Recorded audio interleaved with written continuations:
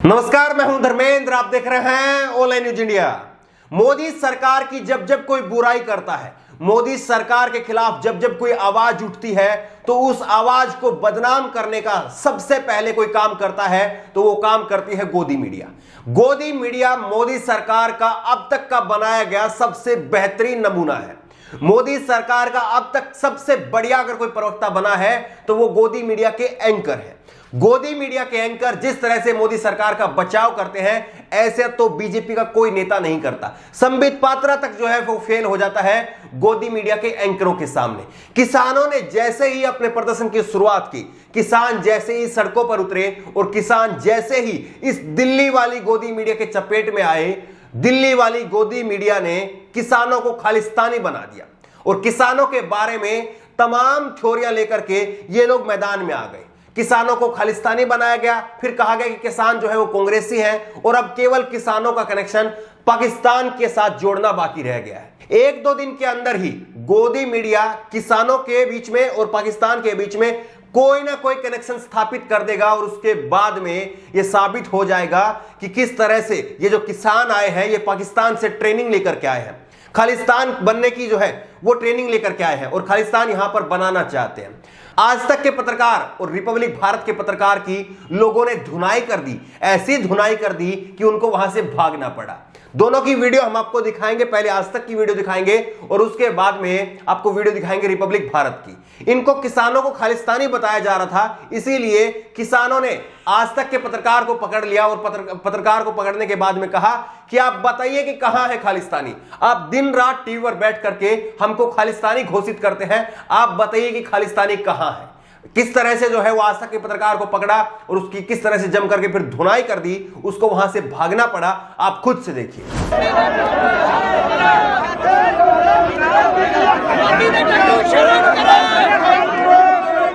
और आज तक का विरोध हो रहा है यहाँ पे, गोदी मीडिया को झूठे दिखाने जा रहे हैं।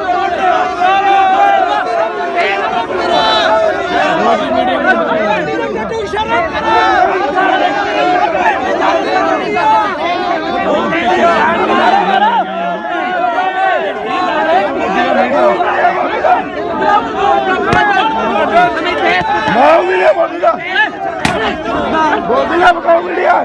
मोदी का बकाऊ मीडिया जा रहा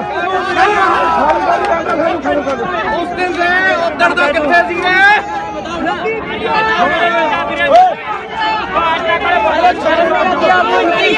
चाकरी करते हो तो आपके बच्चे मरेंगे ना, तब पता चलेगा।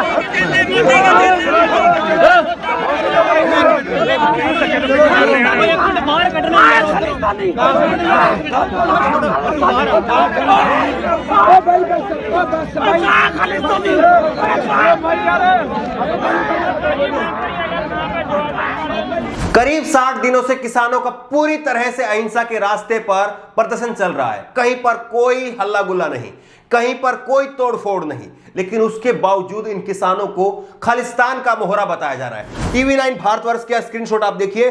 पंजाब हरियाणा के किसानों को खालिस्तान ने बनाया मोहरा।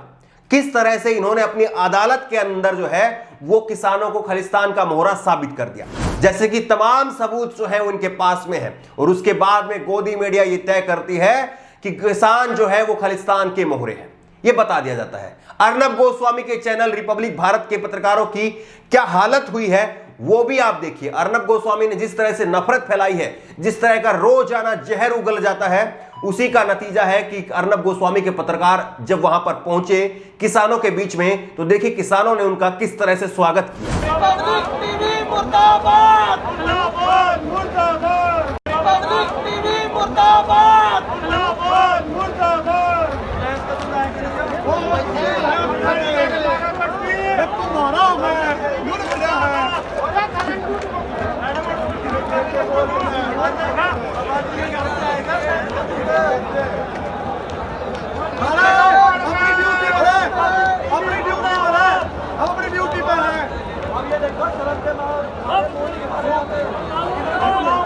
ये तो शुक्र मनाइए कि अर्नब गोस्वामी के जो पत्रकार हैं वो ट्रक के ऊपर खड़े थे। अगर वो जमीन पर खड़े होते तो किस तरह से उनका माला पहना करके स्वागत किया जाता, इसकी आप कल्पना नहीं कर सकते हैं। लेकिन इसके लिए जिम्मेदार किसान नहीं है, इसके लिए जिम्मेदार अर्नब गोस्वामी जैसे लोग हैं, जिन्होंने टीवी पर बैठ करके एक प्रोपेगेंडे के तहत सरकार को बचाने के लिए देश के लोगों को बदनाम करने की जिस हद तक वो गिरे हैं, वो जिम्मेदार है।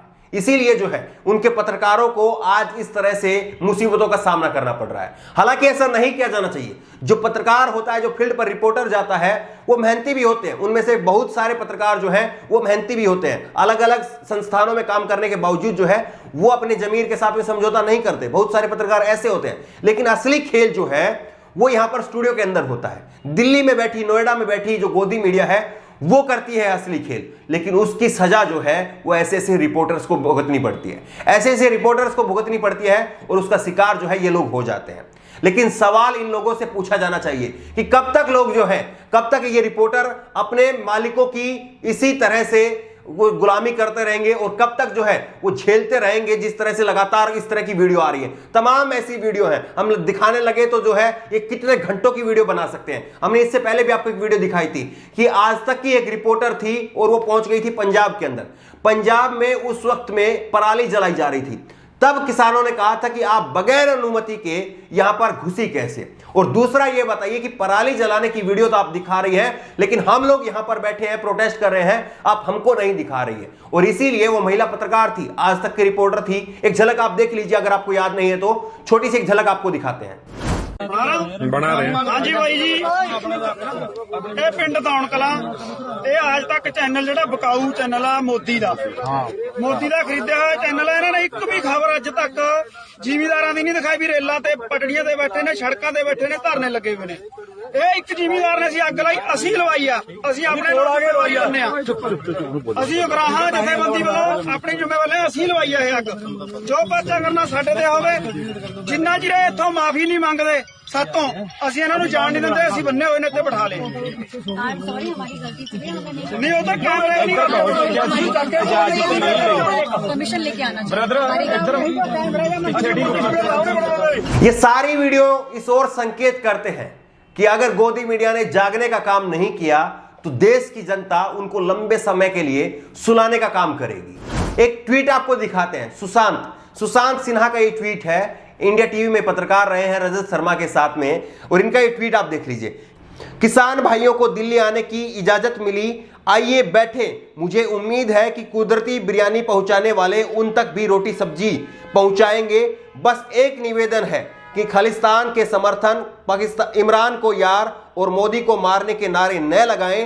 नेता जब आपको सूचित कर दे कि सियासी फसल पक गई है तो लौट भी जाइएगा। किस तरह से ये जो है वो प्रवक्ता ज्यादा नजर आते हैं, पत्रकार कम नजर आते हैं। और किस तरह से कह रहे हैं कि जैसे शाहीन बाग में कुदरती बिरयानी पहुंच रही थी, वैसे ही इनके पास में भी रोटी सब्जी पहुंच जाएगी। और जब इनके नेता इशारा कर दे कि सियासी फसल पक चुकी है तो आप लोग जो है वो वापस लौट जाइए। इन लोगों को सरकार की कोई कमी नजर नहीं आती है। ये लोग मोदी सरकार से कभी सवाल नहीं पूछ सकते हैं।